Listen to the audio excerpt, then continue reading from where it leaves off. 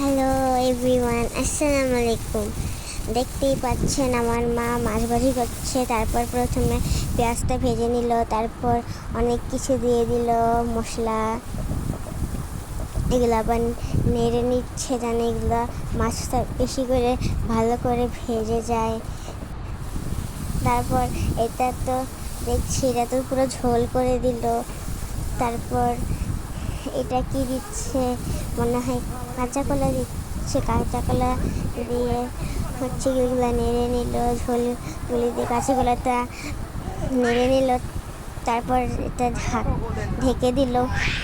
তারপর কিছুক্ষণ পর দেখি এই সুন্দর এই লুকটা আসলো। এটা কিন্তু খুব মজা খেতে। তারপর আবার নেড়ে নিল, তারপর একটু পানি ঢেলে দিল, তারপর আবার ঢেকে দিল। এটা আবার লাফাচ্ছে পানিটা, আবার অনেকগুলি ঝোল হয়ে গেল। তারপর অনেকগুলি কী মাছ আমি জানি না, আম্মু জানে।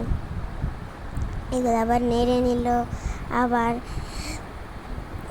এটা কী দিল জানি না। আর এই শাক তার নাম জানেন?